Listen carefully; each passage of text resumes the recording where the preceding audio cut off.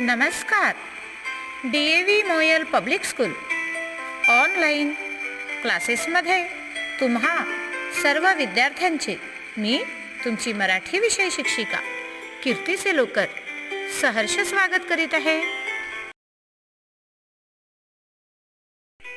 मुलांनो, आज आपण लेखन कौशल्यामधील कथा लेखन हा घटक अभ्यासणार आहोत.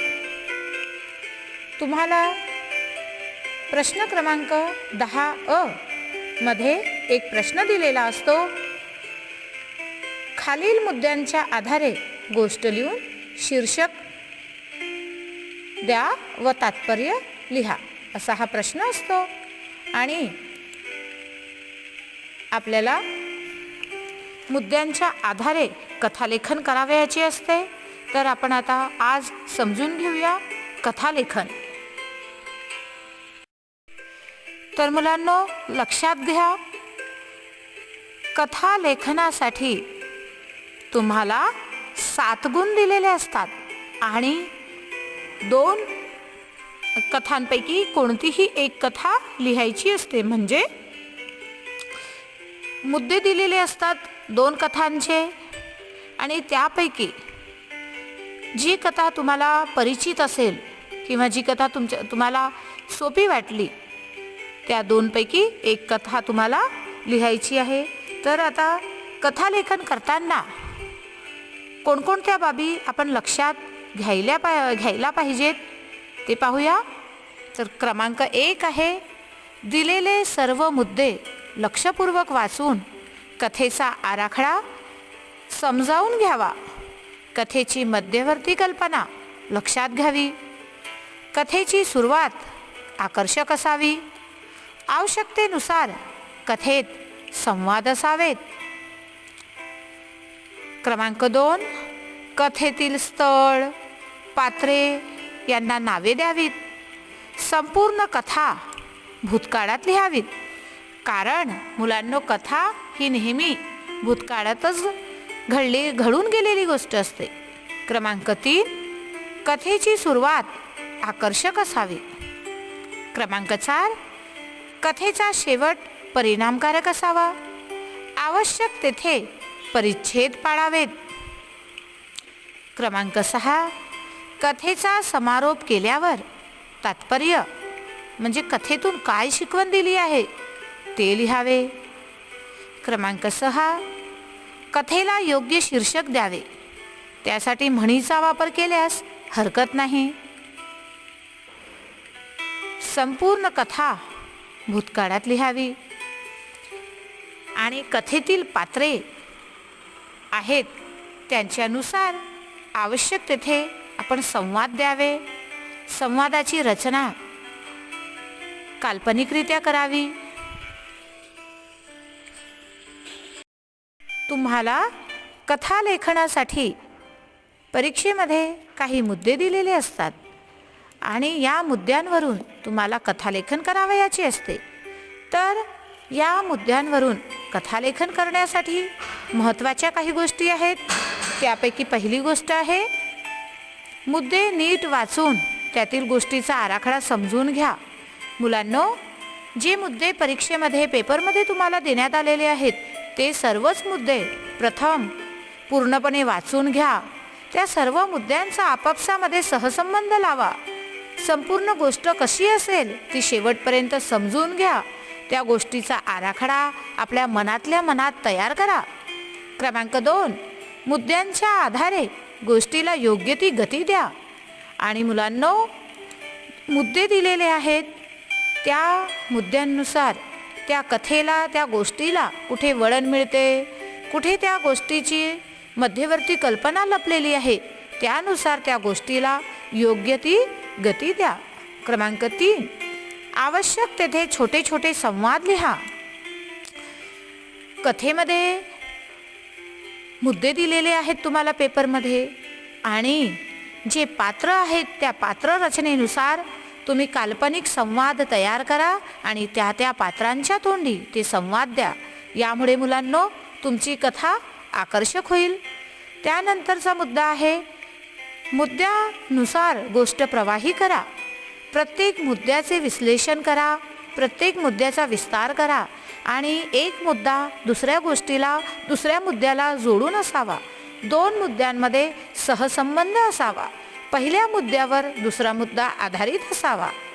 क्रमांक 5, परिणामकारक शेवट करून गोष्टीचे तात्पर्य लिहा. मुलांनो, कथेचा शेवट परिणामकारक असावा. कथा वाचल्यानंतर आपल्या मनावर काहीतरी परिणाम झालेला असावा. आपण काहीतरी शिकवण त्यातून घेतलेली असावी आणि गोष्ट संपल्यानंतर त्या गोष्टीतून आपल्याला काय तात्पर्य मिळाले, काय बोध मिळाला, काय शिकवण मिळाली हे अवश्य लिहा. क्रमांक 6, गोष्टीला योग्य शीर्षक सुचवा. मुलांनो, प्रत्येक गोष्ट ही कोणत्या शिकवणुकीवर आधारित असते. प्रत्येक गोष्टीतून आपल्याला काही ना काही बोध मिळतोच आणि या बोधानुसार त्या कथेला, त्या गोष्टीला योग्य शीर्षक सुचवा. आता आपण पाहूया, तुम्हाला परीक्षेमध्ये ज्यानुसार मुद्दे दिलेले असतात तो प्रश्न आणि मुद्दे कसे दिलेले असतात याचे एक उदाहरण आपण पाहूया. तर पहा, प्रश्न क्रमांक 10 खालील मुद्द्यांच्या आधारे गोष्ट लिहून शीर्षक द्या व तात्पर्य लिहा. तर इथे मुद्दे दिलेले आहेत. एक राजा, लोभी, देवाची भक्ती, देवाकडून वर स्पर्श केला, सोने असह्य, राजाची मुलगी सोन्याची, देवाच्या धावा, देव पुन्हा प्रसन्न. तर आता आपण या सर्व मुद्द्यांचा एकमेकांशी सहसंबंध लावूया आणि गोष्टीचा विस्तार करूया. मुलांनो, वर दिलेल्या मुद्द्यांच्या आधारे त्यांचा सहसंबंध लावून आता आपण एक गोष्ट तयार करूया. विजयपूर नगरीचा यशोधन नामक राजा होता. त्याच्या पराक्रमाची कीर्ती दूरवर पसरली होती. त्याच्या राज्यात सोने, नाणे, संपत्ती भरपूर होती. एवढे असले तरी राजाचा लोभ काही संपत नव्हता. एक दिवस राजा यशोधनने देवाची तपश्चर्या केली, देवाची खूप भक्ती केली. त्याच्या तपश्चर्येवर देव खुश झाला,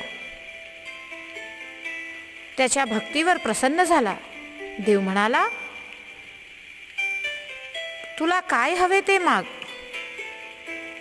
तेव्हा राजा देवाला म्हणाला, हे प्रभो, मला असं वर द्या की मी ज्या वस्तूला स्पर्श करेन ती वस्तू सोन्याची होईल. देव तथास्तु म्हणाला व दिसेनासा झाला. राजा अत्यंत आनंदी होता. त्याला हवा तो वर परमेश्वराने दिल्यामुळे तो खुशीतच वस्तूंना स्पर्श करू लागला. त्याने आपल्या तलवारीला स्पर्श केला तर क्षणात ती सोन्याची झाली. राजाने सिंहासनाला स्पर्श केला तर तेही सोन्याचे झाले. राजाने राजवाड्याच्या खांबांना स्पर्श केला, भिंतींना स्पर्श केला तर तेही सोन्याचे झाले. राजा यशोधनचा आनंद आता गगनात मावत नव्हता. बघता बघता सर्व वस्तू सोन्याच्या झाल्या. राजाला आता भूक लागली होती. त्याने खाण्यासाठी सर्वप्रथम फळांना स्पर्श केला तर ते सोन्याचे झाले. मग त्याने जेवायला सुरुवात केली, जेवण सोन्याचे झाले. आता राजाला काही सुचेनासे झाले होते. त्याने पलंगावर अंग टेकले तर तोही सोन्याचा झाला. इतक्यात राजकन्या धावत धावत राजाजवळ आली. राजाने तिला प्रेमाने जवळ घेतले. पापणी लवते न लवते तोच राजकन्या सोन्याची झाली. आता मात्र राजाला रडू कोसळले. सगळा प्रकार त्याच्या लक्षात आला. यशोधन राजाने देवाच्या धावा सुरू केल्या, पुन्हा तपश्चर्या केली. प्रसन्न होण्यासाठी देवाला विनवणी करू लागला. देवाला यशोधन राजाची दया आली. देव पुन्हा अवतरला. राजाने परमेश्वराच्या चरणांवर मस्तक ठेवले. हे प्रभो, मी चुकलो. लोभी बनून मी चुकीचा वर मागितला. हा वर परत घ्या. मला माझी कन्या हवी आहे. देवाला राजाची दया आली. तथास्तु, परमेश्वराने वर मागे घेतला होता. तर मुलांनो, या गोष्टीवरून किंवा या कथेवरून आपल्याला तात्पर्य मिळतो की अति तेथे माती, किंवा लोभाचे फळ वाईट असते. तर मुलांनो, या गोष्टीला किंवा कथेला आपण शीर्षक देऊया लोभी राजा. आज आपण मुद्द्यांवरून गोष्ट तयार करणे शिकलेलो आहोत. भेटूया पुढच्या ऑनलाईन तासिकेमध्ये एका नवीन घटकासह. धन्यवाद.